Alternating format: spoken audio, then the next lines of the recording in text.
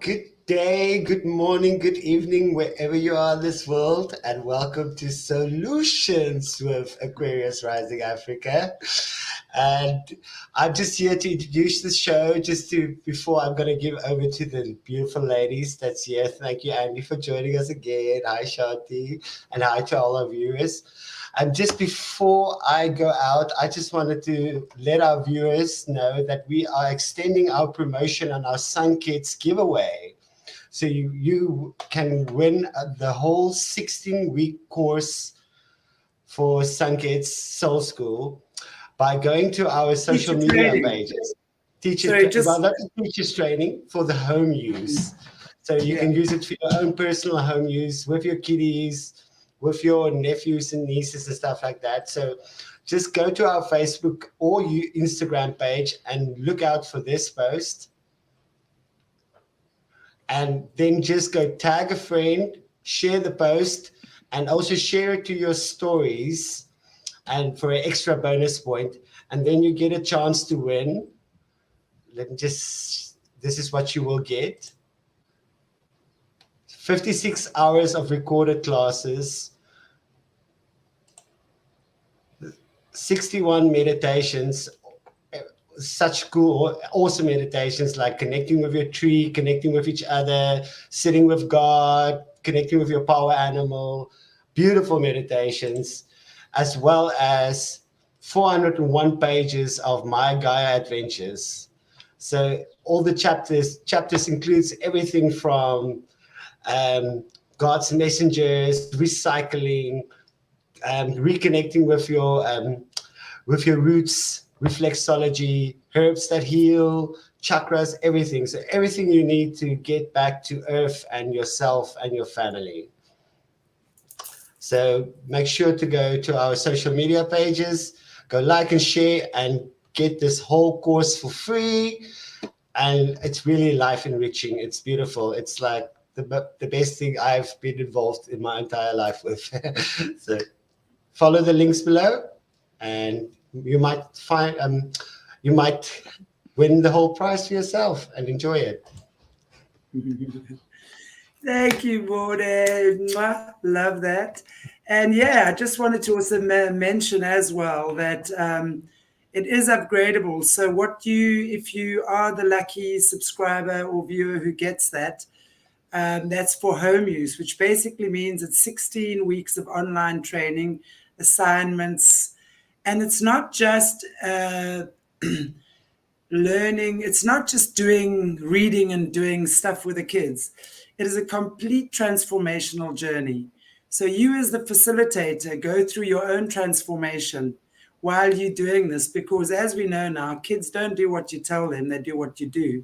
So they're going to read your energy. So it's very important for the facilitator to be in tune when we are facilitating this work for the kids as well. So that's why it's a beautiful, intensive journey.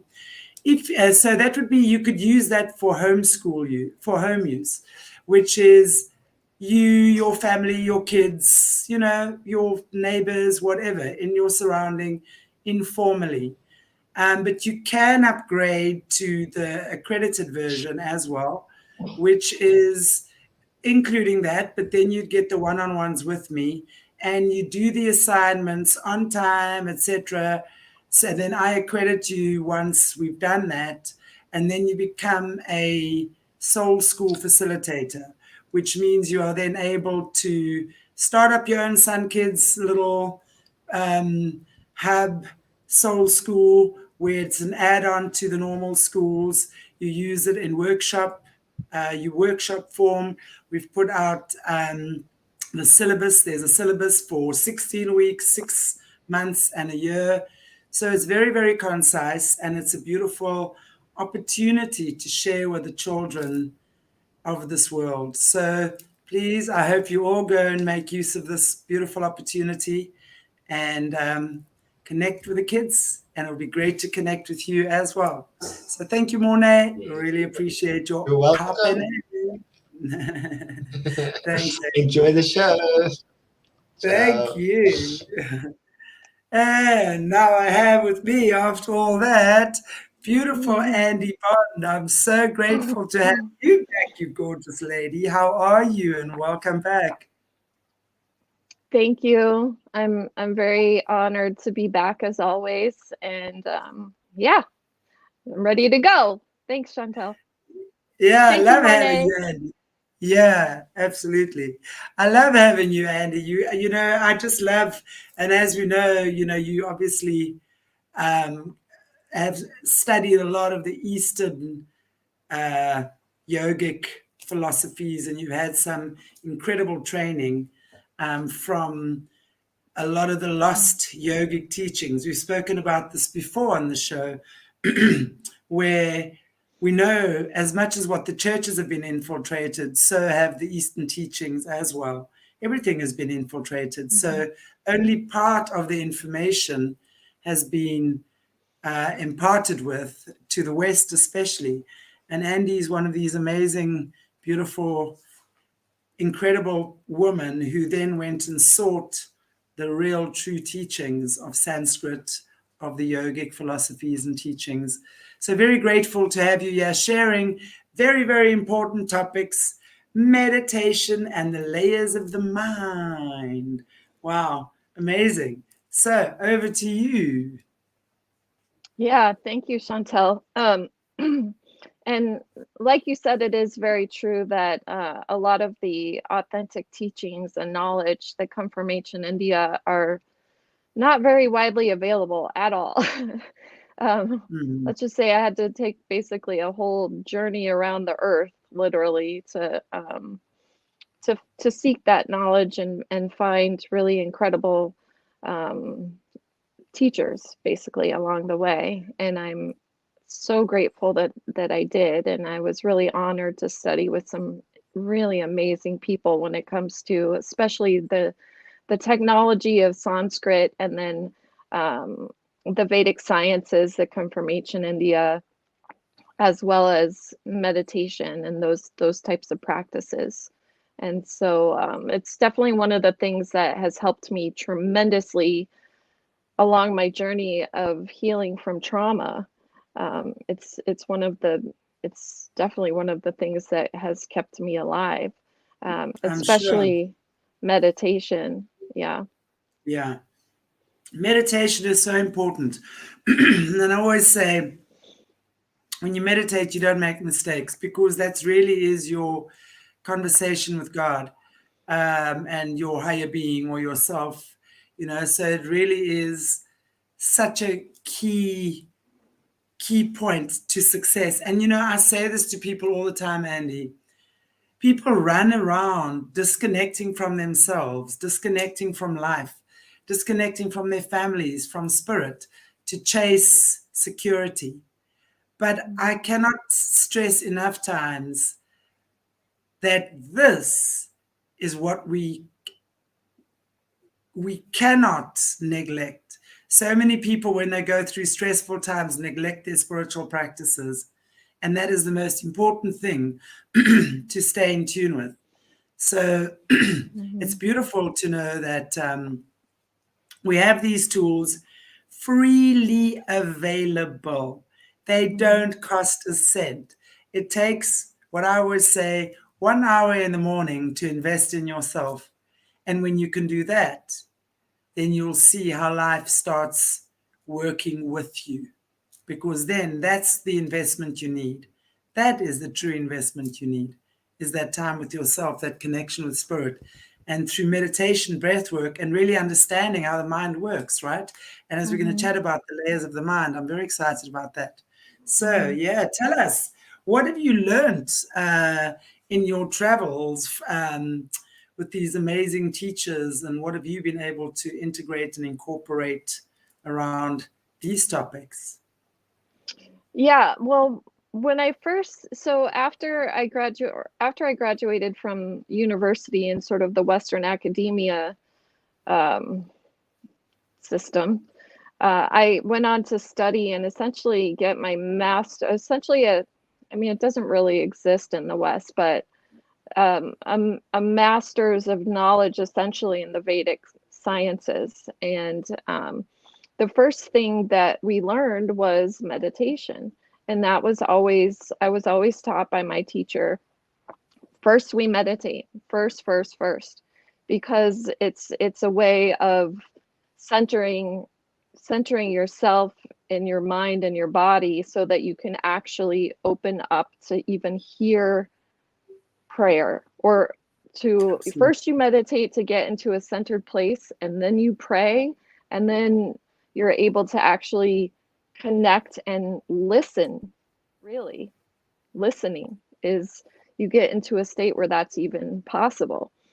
And the practices that I learned and the practices that come from ancient India are not religious, really. In the ancient India, it's just basically a way of life. Now, don't get me wrong, there are religions that have come out of this knowledge, the Vedic knowledge, but the knowledge in and of itself is actually a science and a technology, and it's a practice, which means it doesn't matter what I say or what I think or what I believe about it. I can tell you all day long, but until you actually do the practice for yourself and have a direct experience, you have to actually kind of put the effort in. And it starts out. When you say it's a science and a technology, can you explain to us more what that actually means to say that it's a science? How do we connect the dots to this being science? Well, the reason that I call it a science and a technology, the Vedic knowledge, especially even Sanskrit and meditation, is that there is actual evidence that is measurable and repeatable. When you do certain practices, you will automatically experience certain effects because of the direct combination or the direct correlation between the mind and the body. And so these are things that just like if you want to build a muscle in your arm, you have to go to the gym and lift weights. These practices allow for you to come up against basically the different layers of the mind as we are programmed as humans, and see what is what. And I know that it'll make more sense when I kind of explain the way that it works. So first of all, in the language of Sanskrit, I'm always going on about the language of Sanskrit and how it's a technology, but it's the study of sound and light and vibrational frequencies that underlie all of the laws of nature. And all of the teachings are based on that knowledge. So essentially, it's a study of the patterns in the mind. It's a study of the patterns that we see in nature. It's a study of how consciousness interacts with different realms of reality as well. And so it's not a belief in that in order for these sorts of practices to work, you don't need to have any sort of belief necessarily. In the Sanskrit language, there's not a word for religion. These are things that you do for yourself, and you will experience the results that I'm talking about. And I want to first explain from the ancient Indian perspective, the ancient Vedic perspective, what we actually are and how meditation works. So from that perspective, we have multiple different layers of our mind. We don't just think with our brain. The brain, the mind, quote unquote, that we associate with in the West really is like the thinking mind that puts out thoughts. However, from this perspective, our whole being has an intelligence to it. First layer of the mind, as it's explained traditionally, is called manas in Sanskrit. And it's literally the layer of our mind and our being that is our automatic response, fight or flight or freeze. It's the the part of our mind that works through our five senses, that when we come up into any certain situation, that is what's automatically activated, whether we know it or not. And it operates separately from our thinking conscious mind. And these five senses, this is one of the most important things, because so many times in our life, we really are operating from a fight or flight response. And we're not even necessarily aware of it. And especially this layer of the mind connects directly to breath and emotions. So there is an automatic response in the automatic nervous system, essentially, that is a direct connection between our emotions and our breath. What I mean by that is they are directly connected unconsciously. That's how we are wired. That whenever we're in a certain state of emotion, there is a pattern of breath that corresponds to that. So for example, anger has a pattern of breath. Sadness has a pattern of breath. Happiness has a pattern of breath. Right. And absolutely. Wow. You know what you're saying, and I'm sorry to interrupt you, it makes perfect sense, because as you say, that fight, flight, or freeze, which is our automatic response when we get into a fear or an anxious or a stress situation, we either want to run away, freeze up, or fists fly, and then the breath becomes shallow and ragged, right? So it makes perfect sense. So the next step then, and I don't know if I'm jumping the gun here, if I am, please tell me, but then the next step would then be to modify your breath, right? So when you catch yourself in this fight, flight, or freeze reactive mode, the first thing you would then want to do when you start becoming more conscious is to start modifying your breath, which is then you start doing the deeper, more connected breath work, because then the mind starts calming down, because the mind and the breath are intrinsically linked as well, right? Absolutely. And yes, you got it exactly. So one of the first things that you learn is to, rather than be pulled around like a dog on a leash by your emotions, to start to use that automatic response that's wired in as a human being in reverse. So rather than, like just going about and whatever emotion comes up, the pattern of breath matches that. What you start to do is create a pattern of breath that corresponds to a specific emotional state of being. There is a pattern of breath that brings you into a very deep, still place of like compassion, for example. Yes. So for every emotional state, there is a specific pattern of breath that correlates to that state. And this is what I'm talking about, that it's a science. It's not a belief that you will see for yourself. It's not, don't believe me, but you will start for yourself. And so when you intentionally create a pattern of breath that brings about a certain emotional state, that helps to literally balance out the nervous system. Okay, so that's a big piece of the puzzle.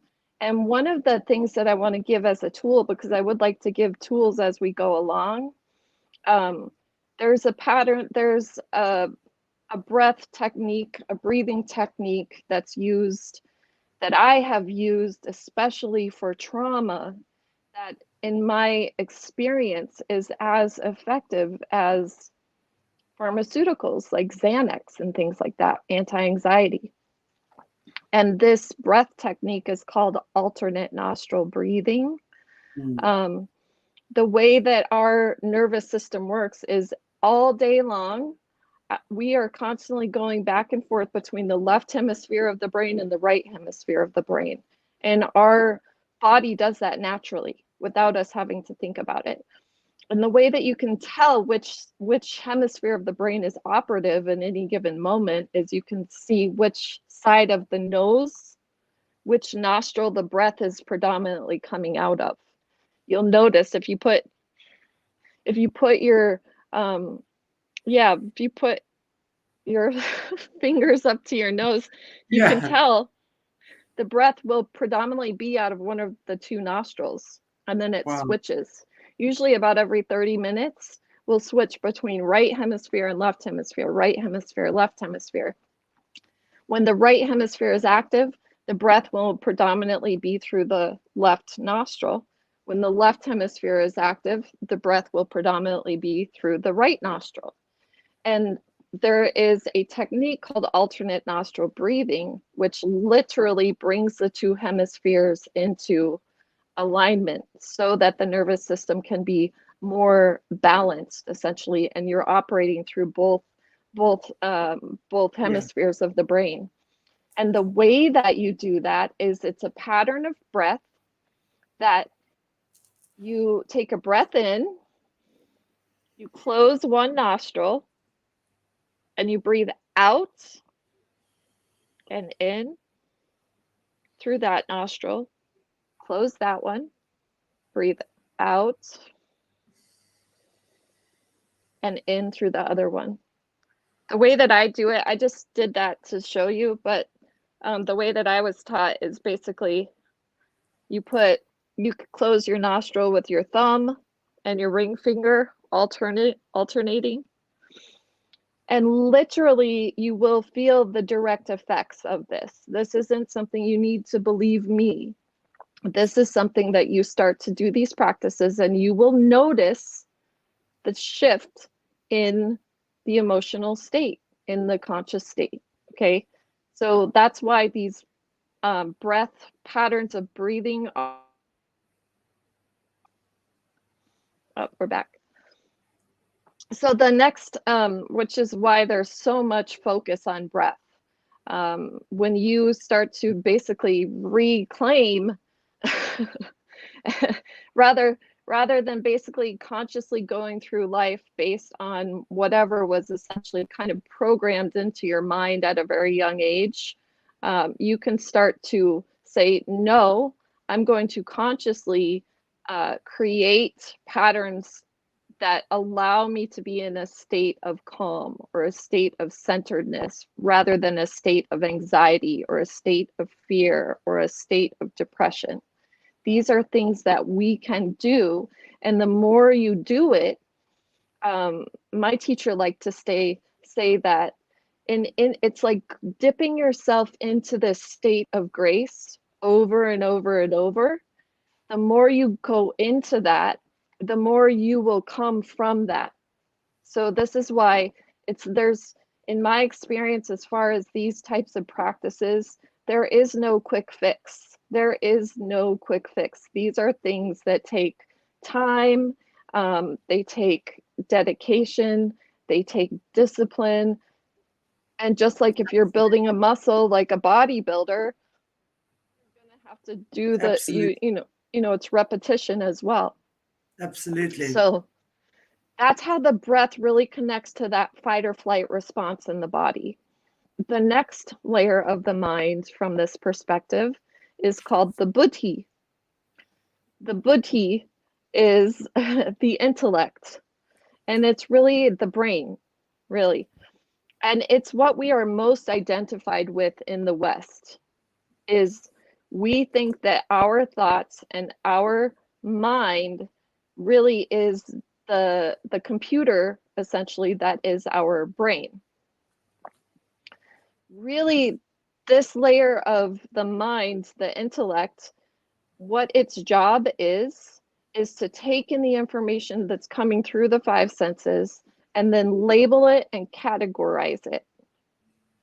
Label, categorize, literally like a computer.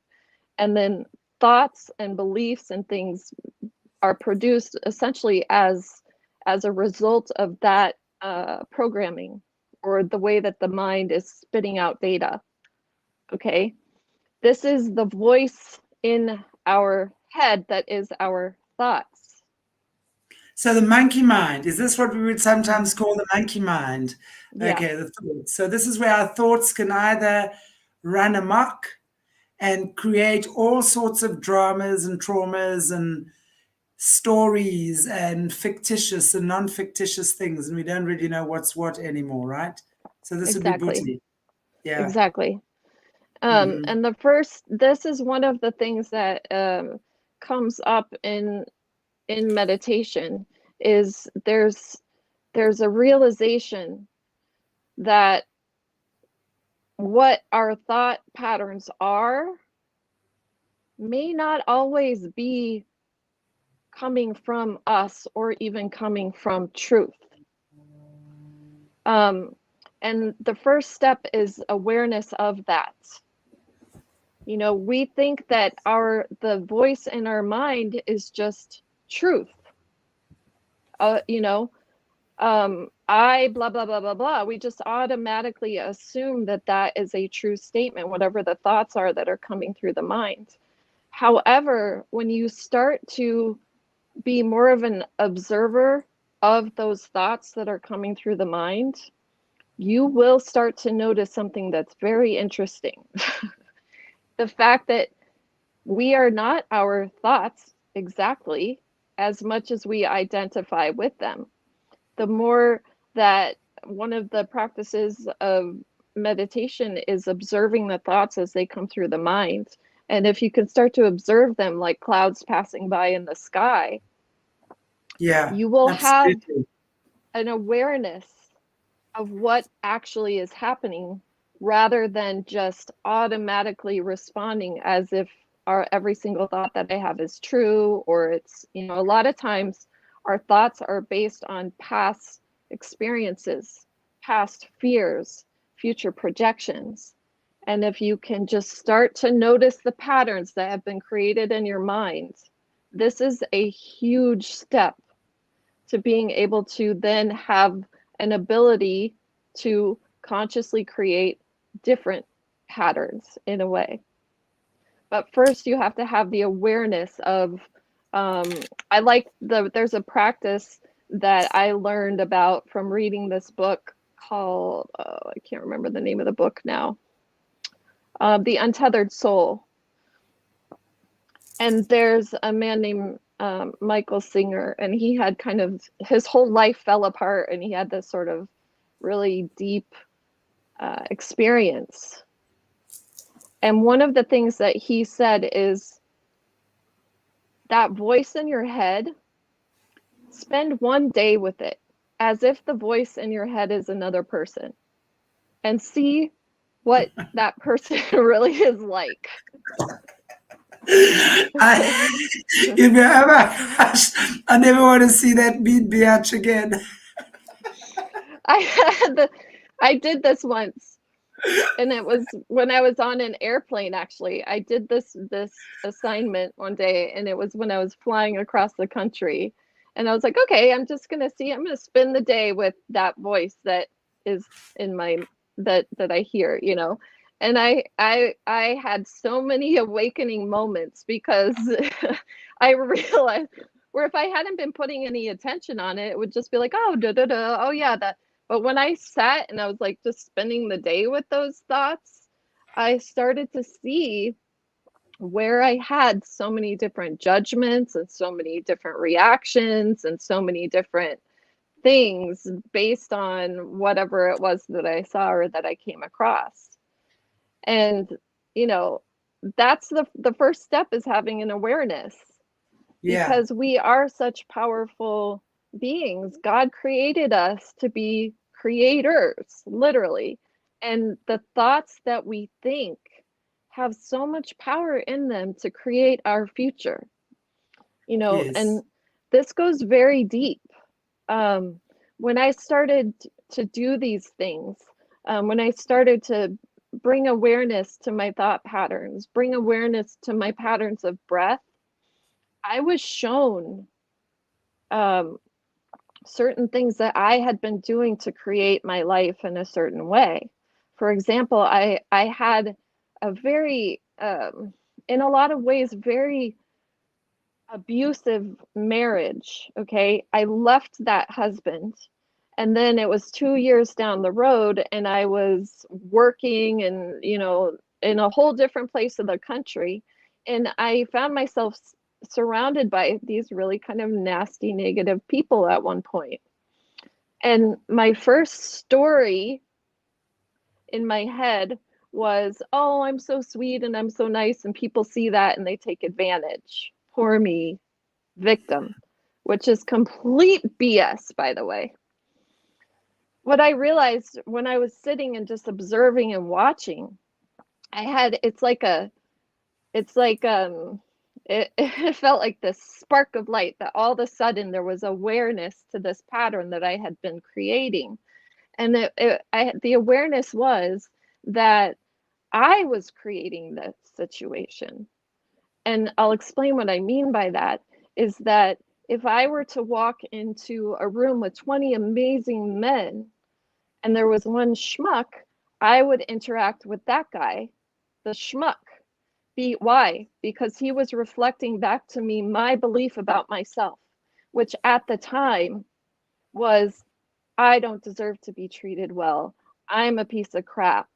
So those thoughts that I wasn't even necessarily aware that I even had that false belief about myself until I started to notice what was going through my head every day. And the moment that I saw that was like, oh my gosh, if I believe that I am worthless, I will interact with the part of the world, with another being that reflects that truth that I hold about myself back to me. The moment I realized it wasn't true, I've never had another, abusive relationship after that. So it was these things, even though it sounds like kind of ridiculous, they can lead to very powerful transformations when you bring awareness to it. Totally. Yeah. And all we have to do is bring awareness to the fact that we are not a victim, even though everything in life might be pointing in the direction that that's how life is turned against us. But when we really sit and reflect and see our patterns and our unconscious thoughts, and as you say, this whole fight, flight, or freeze that we as human beings are wired to do. So it's not so many of us think that when we react, we must punish ourselves or what. It's not. It's a normal human reaction. All we need to do is observe our reactions and see that they are actually not benefiting us in any way whatsoever. So then to say, okay, how can I do things differently? Because I'm the common denominator in my life. Law of correspondence or law of attraction tells me that. So if I'm not liking what's occurring in my life to me at the moment, meanwhile, if we can change that to me to for me. So what's that person being for me rather than what they are doing to me? Immediately changes that. That brings us to that point of awareness, right? And this is also why it's so in the Eastern teachings, it's explained that that this really is an inside job. I mean, really, it's about looking within your own self and finding your own darkness and your own blocks, taking responsibility for the times it's basically taking responsibility for yourself rather than constantly blaming outside forces. And the way that works is it literally seems to be magnetic. So if you're operating from that place of, oh, poor me, everyone's so mean to me all the time, you literally are creating that type of a vibration in your physical body, and then you will connect up with other people, other experiences that have that same type of a reflection. The moment that you are able to drop that as truth and say, okay, well, you know, I'm not going to judge myself for going into those dark weeds. I think it's a part of the soul's journey. We need to go into our own darkness as many times as we need to, essentially, to learn that, like, that hurts. I don't need to do that again. You know, but it does seem to be a part of the process, and part of the journey, really. Yeah.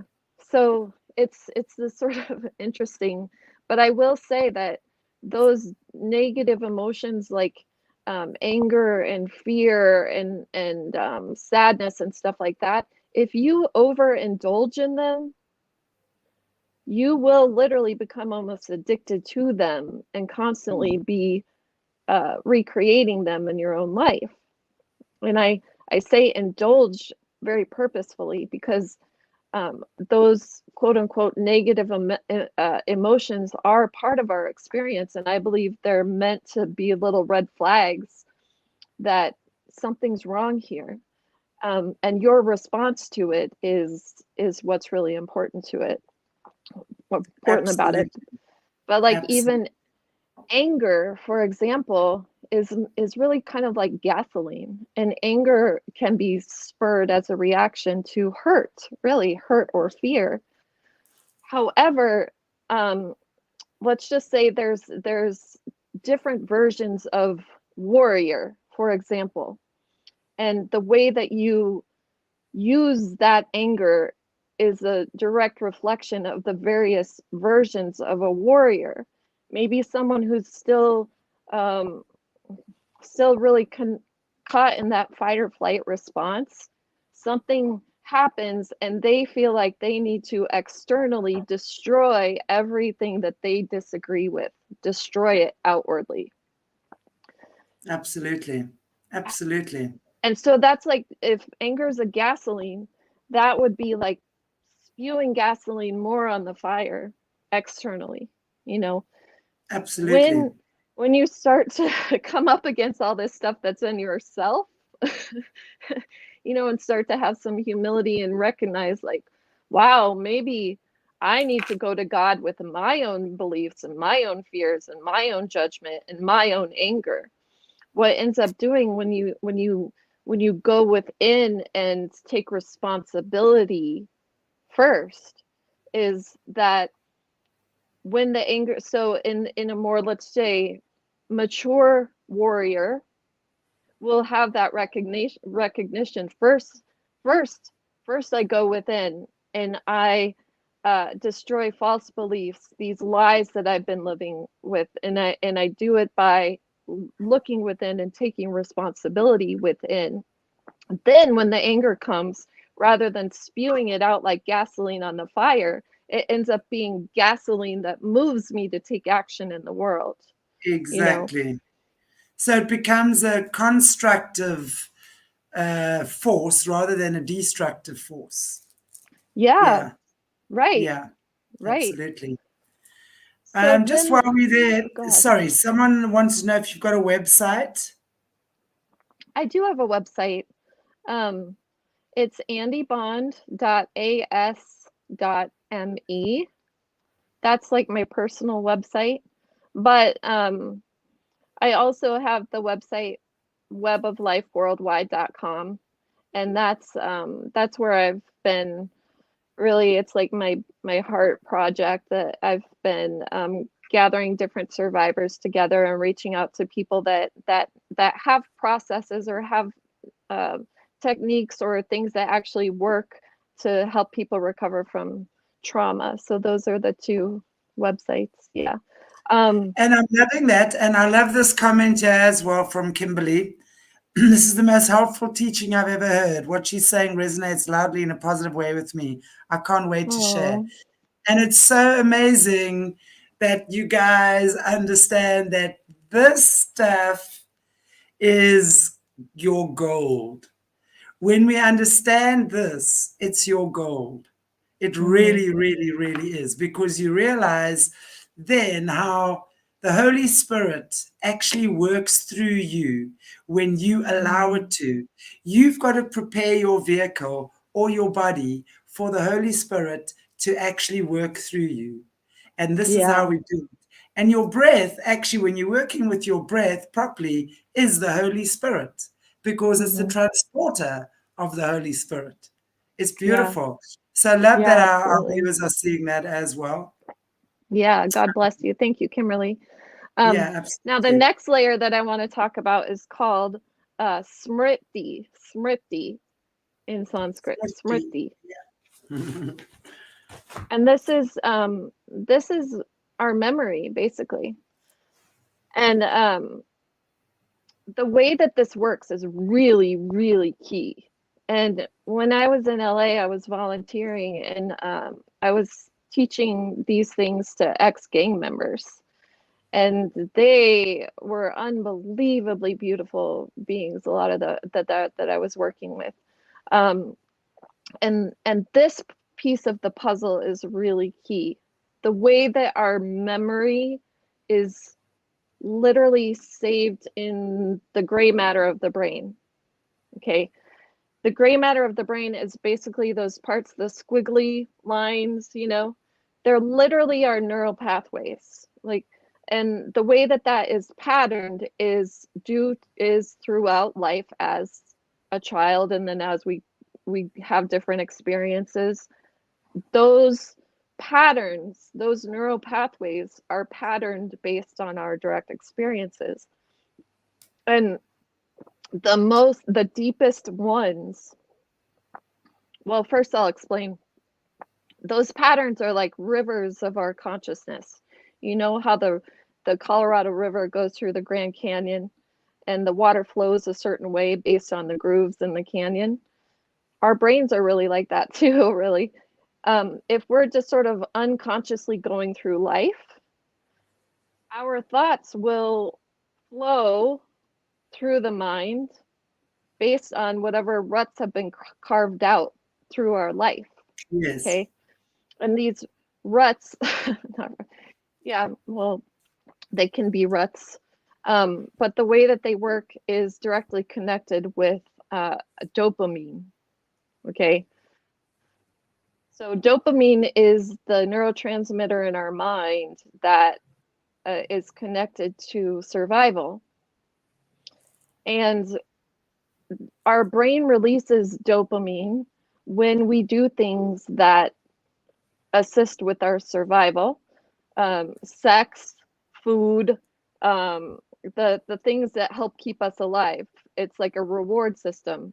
Our body says, oh, that's good for my survival. Let's do more of that. Okay. Now, wow. The way that it's stored is when dopamine is released when there's either something really positive. Why? Again, the survival thing.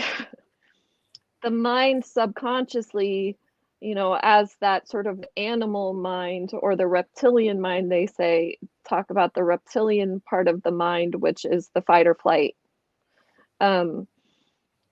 If you have dopamine, if there's something that was really, really, really good, your body will want to lock that in as something that's positive for our survival. We want more of that. Or if there's something really, really, really bad, also we want to lock that in so that we're not in danger in the future. So the example I'll give is, let's say you're walking through the jungle and you've walked through it 100 times and everything's fine, but one day you come across a tiger. In the moment, what you will do without even thinking about it is everything about that day will be recorded and stored in the brain. So you will literally remember, the mind will remember the smells, the light, the time of year, every single thing about that moment will be captured and dopamine released. Okay. Now, the thing is that these things are happening all the time, and that will form the pattern in the mind. Oh, Because why? You want to be alerted next time you're walking through the forest. If there's anything similar to the day where the tiger was there, you want your mind will automatically go into survival mode and will alert you to be on alert. The problem is that our red flag sort of system has gone a little bit awry, especially in the Western culture, because we're so traumatized on such a regular basis by the media, the just life in general, the television, music, all of that. So, for example, the way that this works is you're going through your life, you walk into something and there's a similarity to that event where the tiger was. You will be walking into that situation because maybe there's a similar smell or a similar sound to when that really traumatic experience happened. That your body will react, your body and your mind and your soul will react subconsciously, automatically, as if that threat is here again now. Yes. So Yes. the way that the more you do these meditative practices, basically, it's kind of like, and there's one that I want to give to everybody today because it's one of the most powerful ones that I have come across, is our physical body is tuned to different sounds. There are literally sounds that live in different part of the nervous system in the spinal column. The sound ooh corresponds to the heart. There's a sound in Sanskrit that corresponds directly to the pineal gland. And that sound sounds like the buzzing of a bee. And the sound is right up here between the eyebrows. The pineal gland is the gland that is located right in the cross section of the brain, basically right smack dab in the middle. And essentially it is an organ that's meant to kind of open and close, and it's really meant to function in a way. It's kind of opening, closing, but because of so many toxins in our environment, it's more like frozen in place. But when it's functioning, this is literally the part of the brain that allows access to states of consciousness or awareness that are beyond the five senses. And it also helps to integrate the whole nervous system, connect back, the mind to the heart, to the body. And this sound that's like a buzzing of a bee directly corresponds to the pineal gland. And when you make this sound, even for one thing that I'll do with my students that are just, learning, is make this buzzing sound, do it 9 times and hold it. You will directly feel the effects, because when you make this sound, what happens is positive neurotransmitters are released in the brain, DMT, oxytocin, and other endorphins. And this is one of those things that, like I said, it's this process of being awareness of your own thoughts that are creating your life.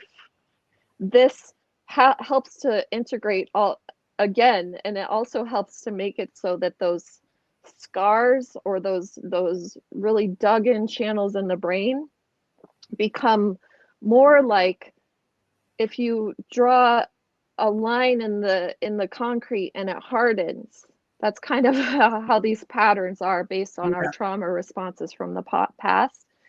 The more you do these basically practices of breath or the sound especially, the more those hardened patterns become, where it was like a line in the concrete that had hardened, it becomes more like first a line in the sand, and then eventually a line in the water, and then a line in the air, to where eventually the only thing that your smriti, the memory, can quote unquote recall is the present moment, So rather than bringing all of our trauma and our reactions based on the past into the present, we're able to see things for what they are.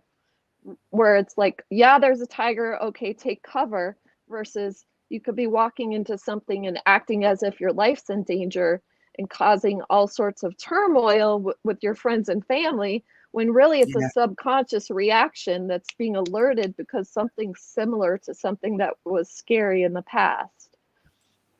And the thing that's really interesting is the realization that this part of the mind has really been hijacked, especially by drugs and alcohol. That's one reason I see those as really a weapon that's probably been known about how it works, because drugs and alcohol release very high levels of dopamine. That's a dopamine response. Wow. So that's very, very deep. When you think of the fact that dopamine is connected directly to survival, when somebody starts to, if you drink or you take a drug, basically a massive dopamine is released. Massive spike of dopamine is released. So then what does your body say to you? Subconsciously, dopamine's connected to survival. And if there's a big spike of dopamine, I better take notice. The drugs and alcohol produce a very positive spike of dopamine, very big one.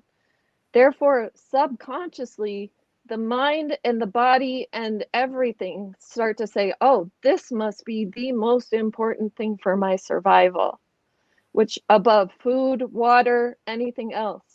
And you'll see that people that are stuck in addiction, literally it feels like that. The reason is because their mind is telling them this is more important than anything else for your survival. So, and isn't it crazy that alcohol is the most freely available drug on this planet, right? And I would say cigarettes would be a drug as well. Tobacco, right?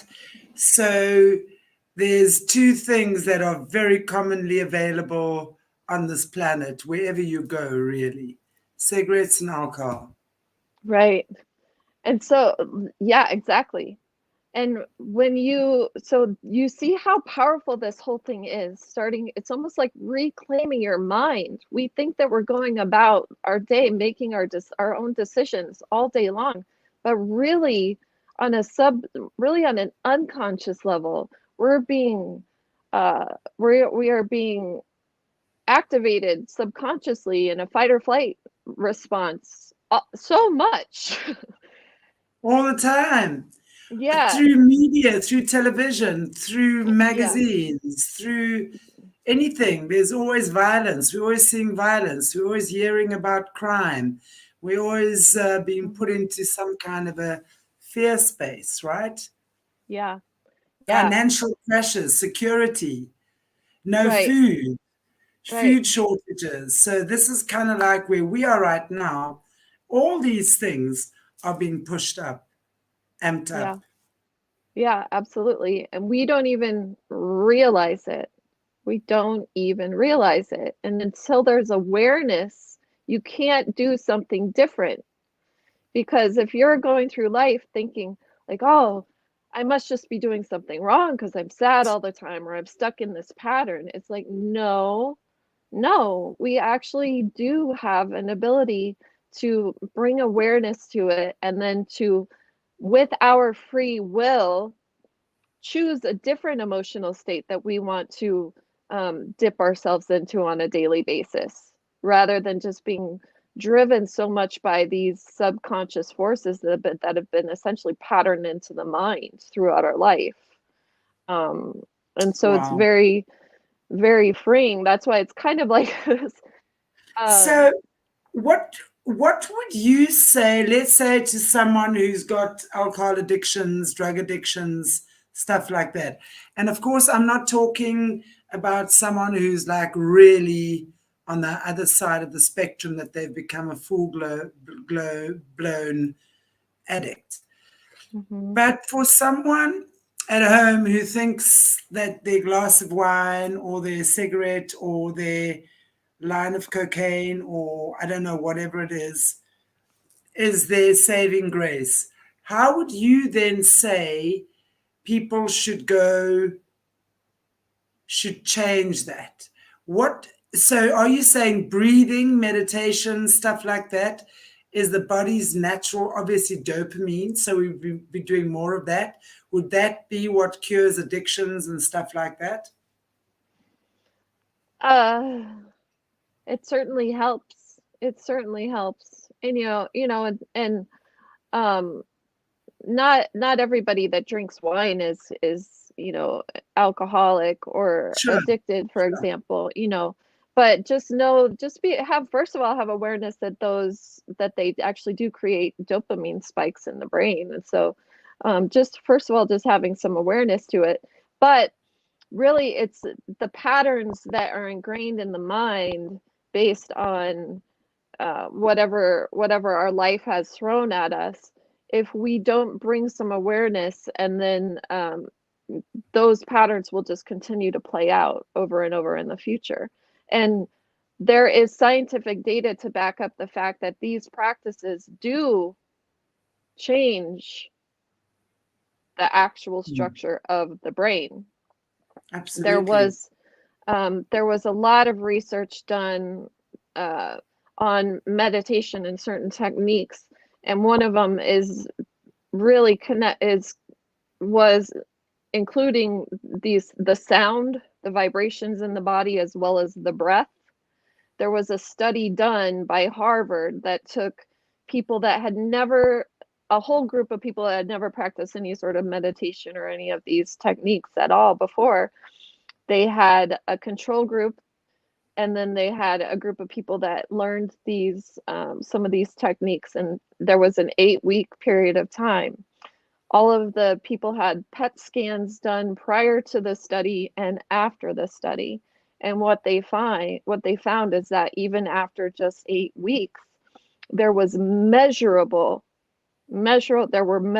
differences in the gray matter of the brain of those that had been practicing these techniques, meaning the actual structure of the physical brain was changing as a result.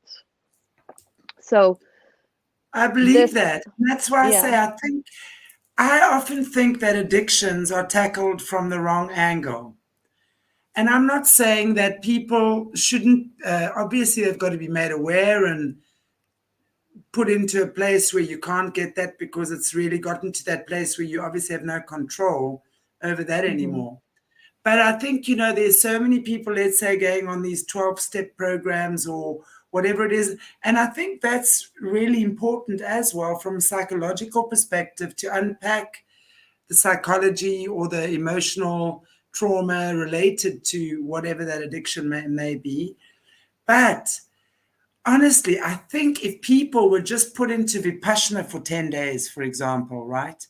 And some kind of stuff like what you're saying now, just putting into some intense breathing, healthy reprogramming, and we're not talking a handler reprogramming, okay, guys? We're talking natural, allowing the breath of God to reprogram the natural patterning highways, pathways of the brain, because the body is designed to heal itself. This body is so intelligent. If you just give it half a chance, it's going to show you what it can do. And if you just got to be willing to know that it's there and it's possible. I mean, again, I always say this, if we think of Jesus, who's the greatest healer that ever existed, 2 reasons why Jesus successfully healed, in my opinion. A, the people that he was healing believed that they were able to be healed. Okay, they believed healing was possible.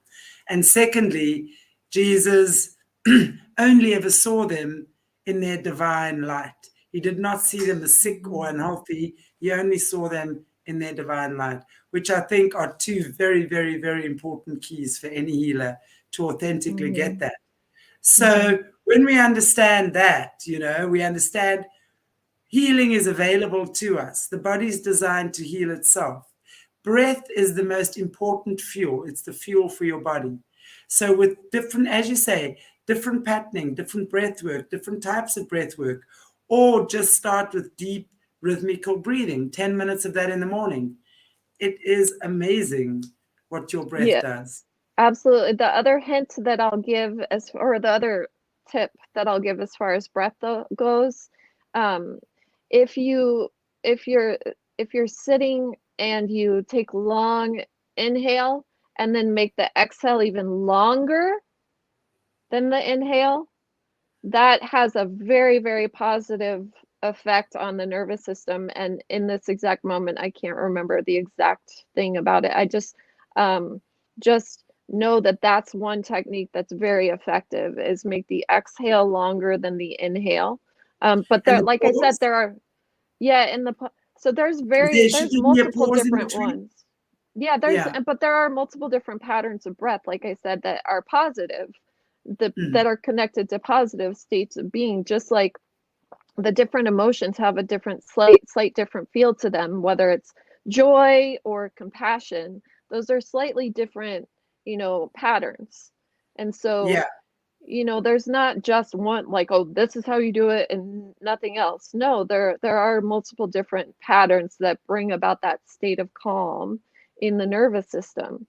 And the other thing, okay, so, and also I did want to say that sound, that buzzing bee sound that activates the pineal and helps to decalcify the pineal is so important.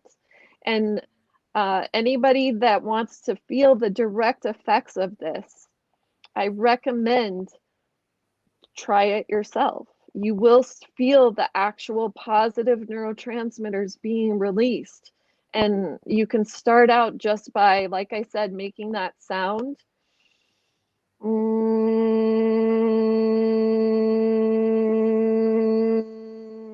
Holding it. Do that like 9 times and you'll feel the effect right away.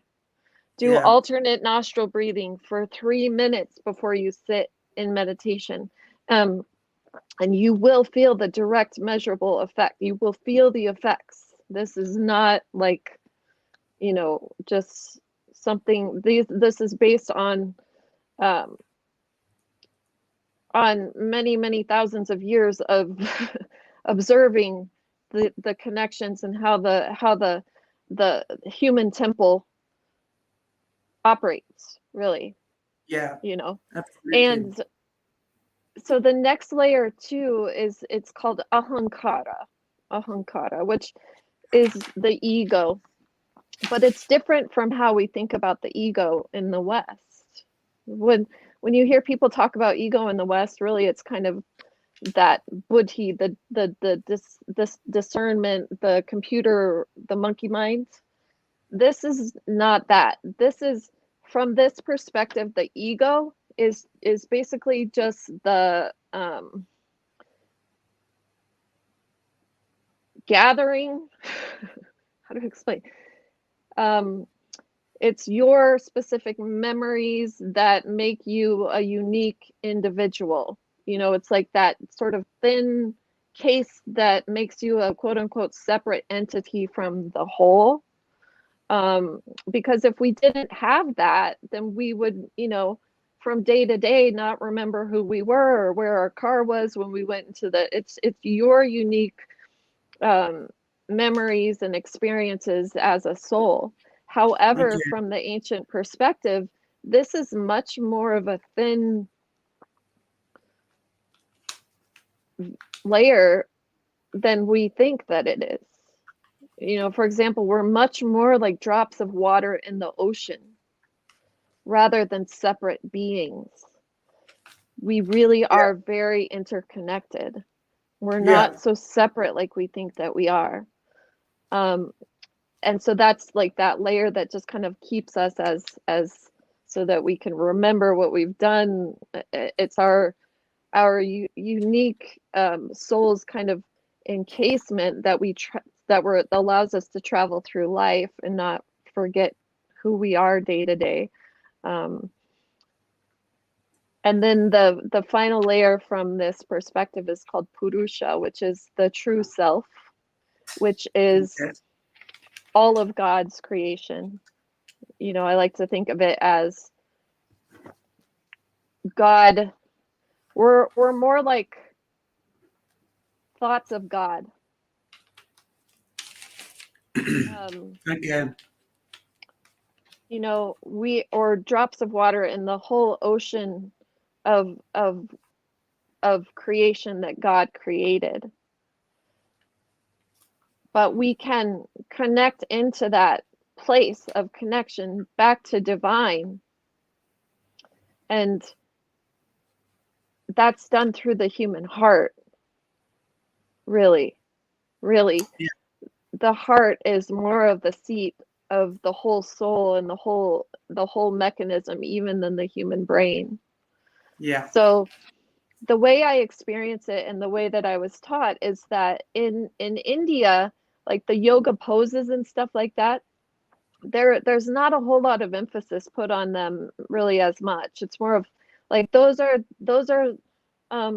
exercises that you can do to get you know, you can do a few postures, asanas, to get sort of the nervous energy out of the physical body, kind of like, you know, a little warm up. But really they're meant to get the body so that you can sit for meditation. That is the purpose. So whether you go on a walk or you do, you know, qigong, martial arts, whatever, it's the physical activity that allows you to be able to even sit And in a receive. state, you know. Yeah, and then the meditation is meant to get the mind and the emotions and everything into a place where you can even hear the voice of God. Yeah, it's the whole purpose of these practices is so that afterwards you're able to pray. That's the whole point of meditation, really.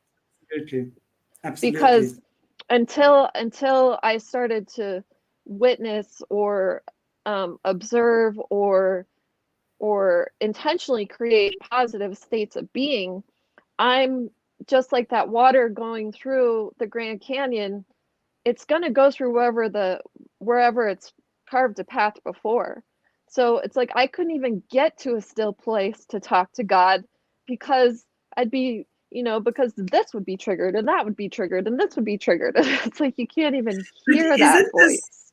But again, isn't this interesting, Andi? Because when we're looking at yoga, and we've often spoken about the infiltration into the Eastern practices, and we look at yoga in the West, it's all about your body and your postures and how many handstands you can do with how, you know, with your toes pointed and how gorgeous you can look on Instagram.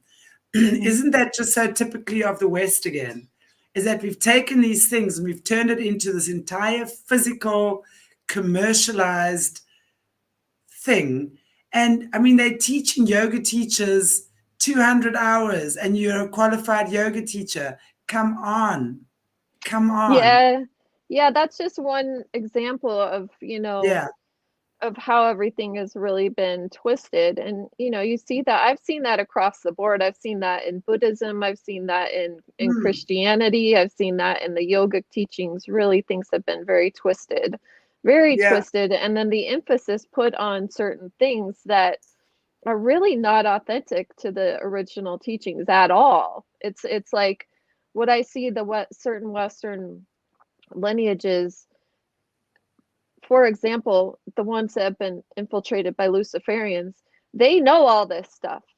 And what they will do is focus on the sort of quote unquote laws of nature that bring about lower states of consciousness.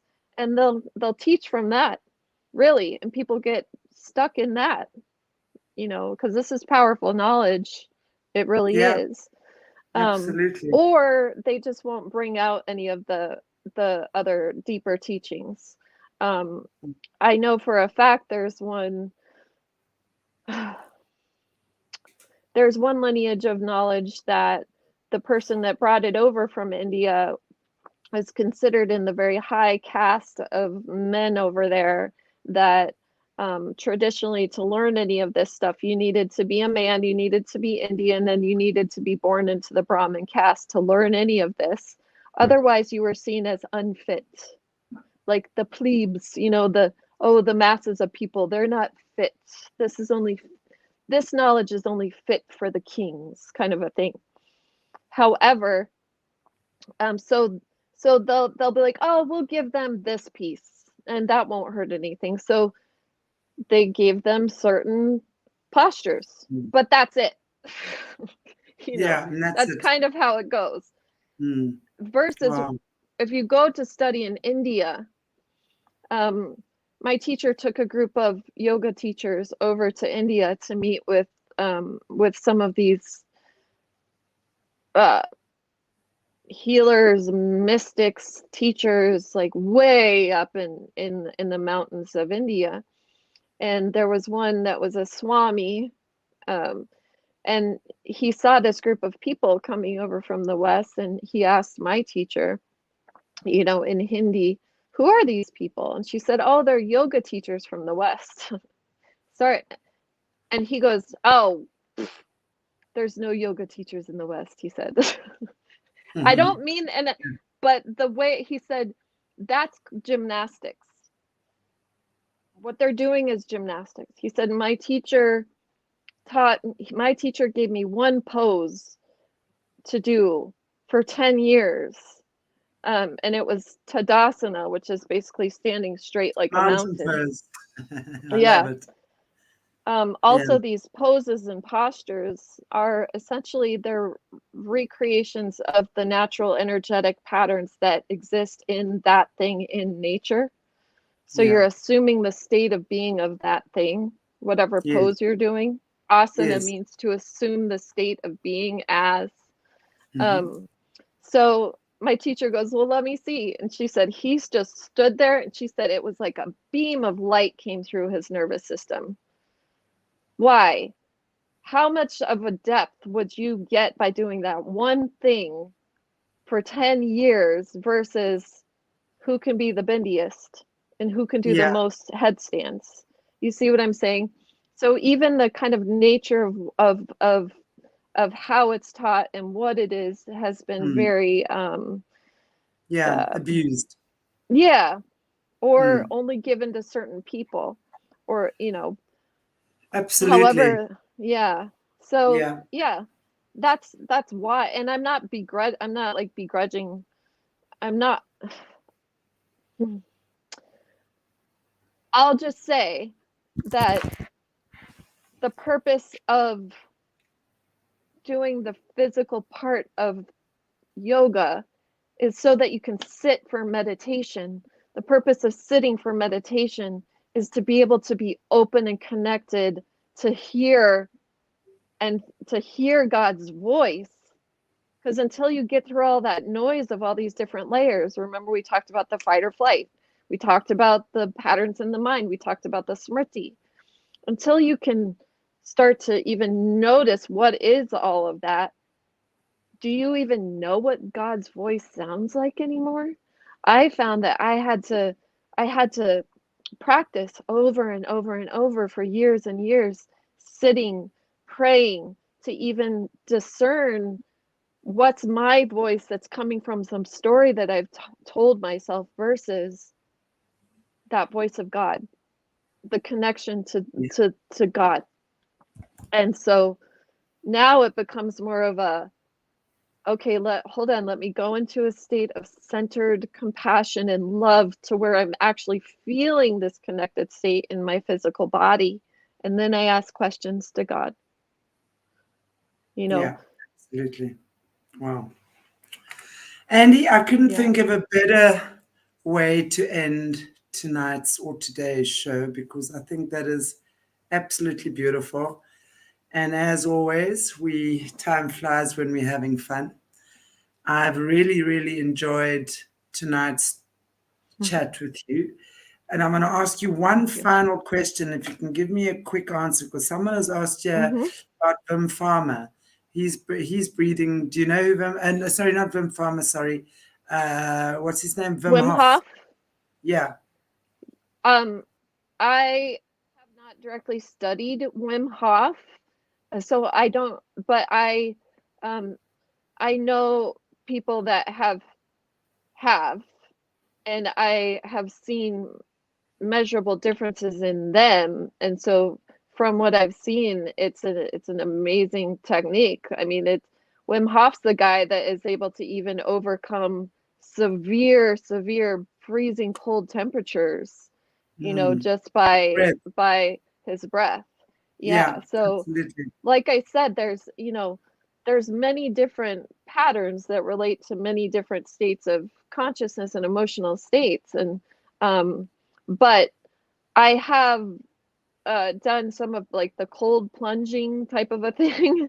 Like when you plunge into Yeah. cold water, it's like a sort of a nervous system reset in a way. And I think that, so I just don't have a lot of familiarity with his specific techniques, but I have seen quite a few people that have had very positive results Yeah. from that. Yeah. Yeah, and that's true. Yeah, my mom also, she loves him. She does his breathing and stuff. So I just do my yoga breathing, and it works brilliantly well for me. That's for sure. Yeah. Okay, Andi, thank you. It's been an absolute pleasure having you back again, and we will see you in hopefully 2 weeks' time again. Yay! Yeah. Inshallah, 2 weeks' time, right? So I look forward to seeing you then. And I want to just say thank you so much to all our amazing viewers for joining us in this really enlightening, beautiful, life-changing information. It really is life-changing. So I hope that all of you have taken this gold and are taking this gold home with you today. And I highly recommend, if you haven't already, watch our other interviews we've done with Andi. She's given us some amazing information. Obviously, as we've said, I know you've been moving and we've been a little bit unsettled in the last couple of weeks, but we're back now. So we're going to be having Andi back regularly every second Tuesday. So alternating between Andi and Tom Althouse. Beautiful. So that'll be our tremendous Tuesdays, Andi and Tom, and alternating every week. So, and then we're going to be looking at doing some courses and things with Andi. We've been discussing that a while, that she's going to be setting up creating some courses, workshops, programs for you guys, our viewers. So watch this space. And on that note, I wish you a beautiful day, a beautiful evening, a beautiful morning, a beautiful wherever you are in the world. And I say to you all, God bless you. Take good care of yourselves. And we'll be back. I'm back tomorrow with a beautiful, amazing woman from New Zealand, actually, tomorrow morning, Gloria Masters. So hopefully you guys can tune in then. And I look forward to seeing you all. If you haven't already, please like, share, subscribe. Notification, just share, subscribe, notify, just do everything. See you soon. Thank you, Chantelle. Bye, everyone. Thank you. Cheers.